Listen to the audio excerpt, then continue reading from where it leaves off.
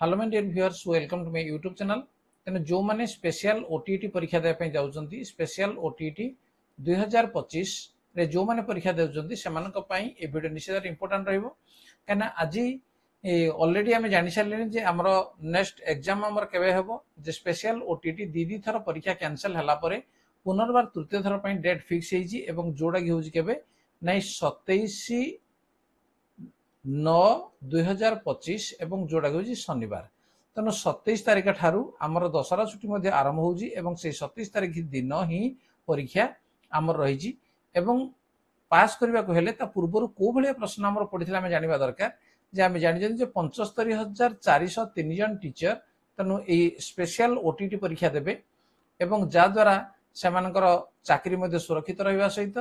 एवं प्रमोशन को मध्य सहज करें। तेणु से पूर्व जो क्वेश्चन अच्छी आम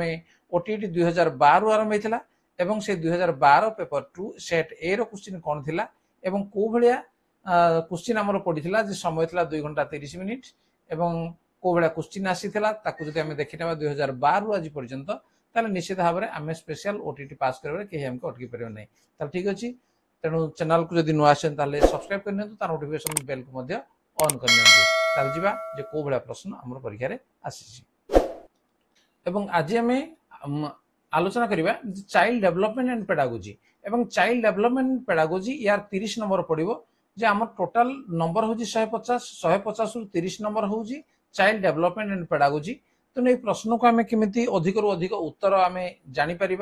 पाइबा तेणु ता पूर्व प्राक्टिस दरकार। देखा कौन अच्छी जे प्रत्येक प्रश्न 4टी संभाव्य उत्तर दिखाई सेगुड़िक मध्य ठीक उत्तर को बाछि ओएमआर पर्दारे संपूर्ण वृत्तटी को कला बा नील बल पॉइंट द्वारा संपूर्ण रूपे कला बा नील कर। तेणु ये भाव पड़ो एवं क्वेश्चन आम 4टी ऑप्शन थी से ऑप्शन भीतर कोड़ा आम सठिक आम जानीजा। देखी दियो ये भाया प्रश्न ही आम परीक्षा आसूजी एवं आसीबो मध्य। नंबर 1 कौतूहल केउ प्रकार विकास एक उदाहरण। ताले पेडागोजी संबंधी प्रश्न कौतूहल केउ प्रकार विकास एक उदाहरण शारीरिक आवेगिक बौद्धिक सामाजिक आम कौन कहबा जे कौतूहल ये हूँ आमर जे बौद्धिक विकास एक उदाहरण। ठीक अच्छे, क्यों क्रिया मनुष्यर सारा जीवन संगठित होता है सारा जीवन संगठित होता है को क्रिया शारीरिक अभिवृद्धि शिक्षण प्रक्रिया बौद्धिक अभिवृद्धि सामाजिक अभिवृद्धि। तेणु जीवन सारा से कौन करें शिखे जीवन सारा बंची था पर्यंत से शिखी चलती प्रत्येक क्षेत्र में। तेणु ये आमर हम कौन ना शिक्षण प्रक्रिया ये हूँ आमर सठिक उत्तर। नेक्स्ट केउ उपादान उपरे शिशुर मानसिक स्वास्थ्य निर्भर करे नाही। देख ये जो प्रश्न आम नाही आसी सी आम डिफिकल्ट रहिबो तेणु भल भाव में आमको देखा पड़ो जे केउ उपादान उपरे शिशुर मानसिक स्वास्थ्य निर्भर करे शिक्षकों ज्ञान सह शिक्षार्थी सहित संपर्क परिवार आर्थिक अवस्था पितामाता मध्य कलह। तेणु एमान भितर जे शिक्षकों ज्ञान या शिशुर मानसिक स्वास्थ्य उपर कौन निर्भर करिवो नाही जदि आमे ठीक भाव देखा। नेक्स्ट नंबर 4 केउ शिक्षण तत्व अनुसार शिक्षार्थी स्वल्प निष्फल प्रचेष्टा पर हठात सिद्धांत उपनीत हुए। केउ शिक्षण तत्व ये कहूँ जे शिक्षार्थी स्वच्छ निष्फल प्रचेष्टा पर से निष्फल हो जाए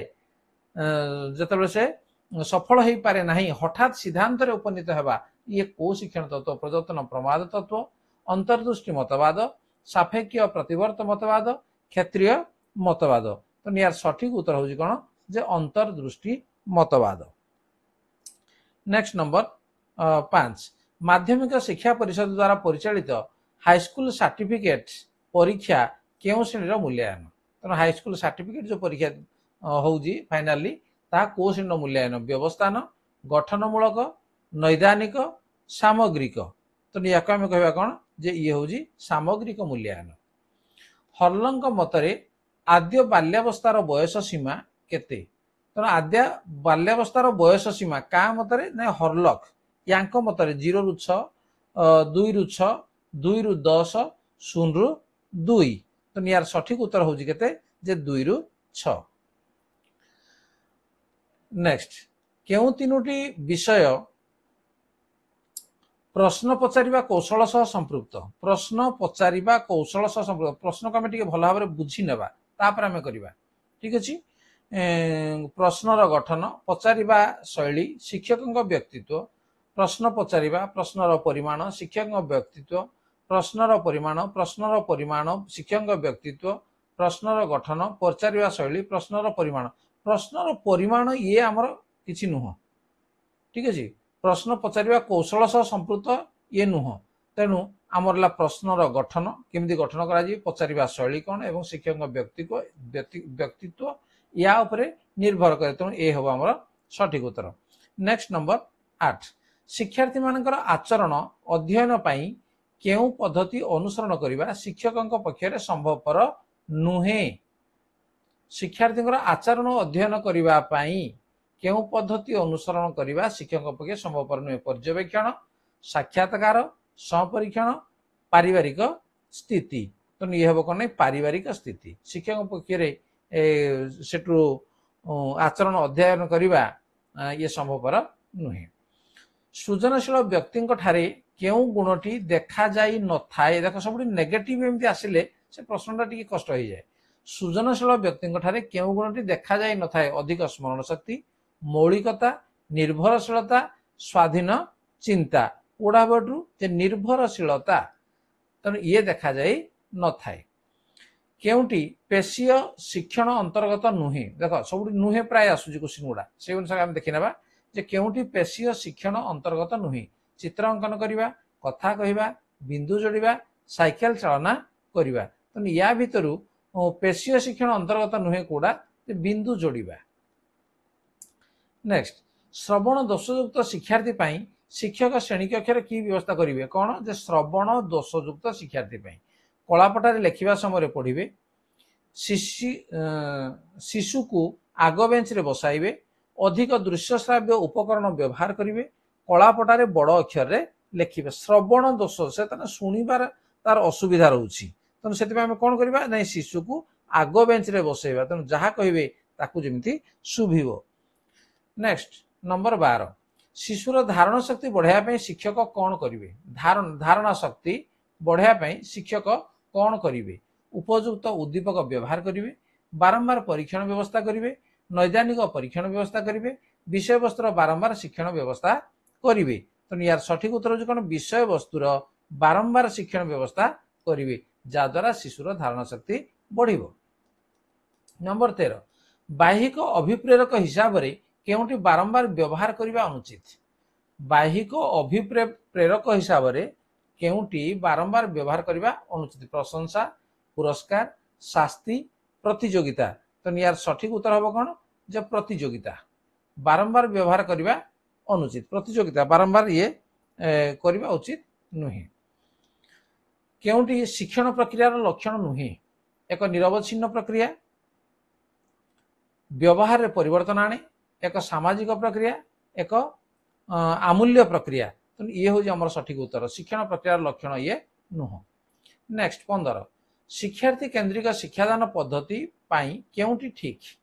शिक्षक पथ प्रदर्शक रूपे कार्य करती शिक्षार्थी मुखस्थ कर शिक्षा लाभ करती श्रेणीगृह में शिक्षक उपस्थिति अनावश्यक शिक्षार्थी सक्रिय थिया बेले शिक्षक पूरापूरी निष्क्रिय रहती तेणु तार सठिक उत्तर हूँ कौन जे शिक्षक केवल पथ प्रदर्शक रूपे कार्य करेंगे और शिक्षार्थी माने अधिक से कार्य करेंगे केवल पथ प्रदर्शक ही रहिबे। नेक्स्ट नंबर 16 निम्नलिखित उक्ति मानक मध्यरु केउटी मूल्यांकन को बुझाउछि मूल्यांकन कोडा को हम मूल्यांकन बुझाउछि जे हरि गणित रे 90 नंबर रखिछि ए 100 मीटर दौड़ी 1 मीटर रे समाप्त करी दौड़ रे द्वितीय स्थान अधिकार कला बासु 1 मिनिट रे 40 शब्द टाइप करे राम हरि अपेक्षा गणित रे अधिक नंबर रखिछि कोडे हमर मूल्यांकन को बुझाउछि जे एठी हमर मूल्यांकन हे जाइछि जे कोन ए मनकर हरि 90 नंबर रखिछि मूल्यांकन कोन अटी एठी दौड़ रे द्वितीय स्थान अधिकार करी एटु मूल्यांकन हला परे एठी जे कोन द्वितीय स्थान अधिकार करी त ये होछि हमर सठिक उत्तर। नेक्स्ट नंबर 17 केउक्तिटी शिक्षक केन्द्रिक शिक्षण पाई प्रयोज्य शिक्षक केन्द्रिक बर्तमान तो सब शिक्षार्थी केन्द्रिक शिक्षण चली किंतु शिक्षक केन्द्रिक शिक्षण पाई कोडा प्रयोज्य शिक्षार्थी प्रश्न पचारिया सुजोग पाए अन्यमनस्क हेबा पाई सुजोग न थाए अल्प बुद्धि संपन्न पिला पाई अधिक उपयोगी शिक्षक बहुत सक्रिय हुअंती ताले एटा कोड हबो जे जेहेतु ये शिक्षक केन्द्रिक शिक्षक सब काम करती से शिक्षक बहुत सक्रिय से जगह हुंती देख ये जो चारोटी आम ऑप्शन जो रोचे से चारोटी ऑप्शन देखो प्राय पाखापाखि ठीक भाया लगे तेणु से अनुसार आमको बाछिया को पड़ो जे which one is correct hit the iron when hot यही उक्ति थंडाई केउ शिक्षण नियम उपरे पर्यवसित hit the iron when hot प्रस्तुति नियम अनुसरण नियम पुणी लिखाई अनुसरण नियम एमान मध्यरु कौनसी नुहे तेणु ये हूँ आमर प्रस्तुति नियम ठीक अच्छे नेक्स्ट नंबर 19 प्रथम बुद्धि परीक्षण किए प्रस्तुत करते सिरिल बट आल्फ्रेड बिने एम.ए. मेरिली एल एम टर्बियन तेणु एमान भितर किए करते जे आल्फ्रेड बिने प्रथम बुद्धि परीक्षण प्रस्तुत करते केउंटी बुद्धिर एक स्वरूप वंशगत एवं परिवेष्टनी द्वारा प्रभावित होई न थाए परिवेष्टन एक दान एक निर्दिष्ट बयस पर्यंत वृद्धि पाए जीवन सारा वृद्धि पाए तेणु तार सठिक उत्तर है कौन एक निर्दिष्ट बयस पर्यंत वृद्धि पाए बुद्धिर एक स्वरूप निर्दिष्ट बयस पर्यंत से वृद्धि पाई थाए नेक्स्ट शिक्षा मनोविज्ञान अध्ययन शिक्षकों को किपरि साहाय्य करे शिक्षा मनोविज्ञान साइकोलोजी जोड़ा कहुची जे सेटा पढ़िबा द्वारा शिक्षक कौन साहाय्य सेटा पाई थाए पढ़ाइबा पई पाठ्य संबंध में अधिक ज्ञान लाभ करिया पई शिशुर पारिवारिक इतिहास जानिबा पई शिशुर श्रेणी सांगमान सहित संपर्क जानिबा पई निजर वृत्तिगत दक्षता बढ़ेबा पई तेणु मनोविज्ञान अध्ययन शिक्षकों को किपरि साहाय्य करे जे एठी निजर वृत्तिगत दक्षता बढ़ी बढ़ी ठीक अच्छे नेक्स्ट नंबर 22 शिक्षादान समय केउ मूल्यांकन करा जाए ताहा केउ श्रेणीर व्यवस्थान गठनमूलक नैदानिक समाप्ति सूचक ताले या भितरु आमर सठिक उत्तर रहिबो कोडा जे गठनमूलक शिक्षादान समय गठनमूलक मूल्यांकन करा जाय थाए नेक्स्ट शिशु केन्द्रिक शिक्षादान रे कौन हुए शिक्षक आपे आपे शिक्षा लाभ शिशु आपे आपे शिक्षा लाभ करे शिक्षकों अपेक्षा शिशु अधिक सक्रिय रहे शिक्षक शिशु को अधिक पढ़ा दियंती शिक्षण रे शिक्षकों उपस्थिति